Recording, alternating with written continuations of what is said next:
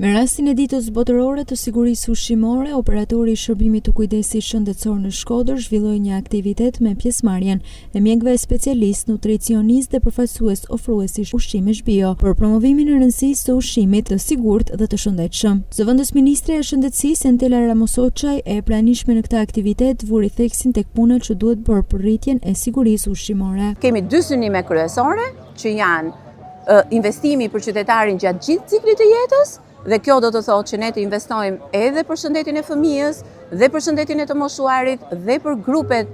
të cilët janë më vulnerabël, por nga ana tjetër, shtylla e dytë kryesore është mbulimi shëndetësor universal, që do të thotë ne, për sa i përket shërbimeve tona shëndetësore, të jemi të arritshëm kudo ku jetojnë njerëzit, të kenë shërbim shëndetësor edhe në zonat periferike apo në zonat ku nuk janë lehtësisht të arritshme. Siguria ushqimore gjithmonë ka vend për përmirësim, por mendoj që janë bërë disa hapa përpara, sipas edhe nga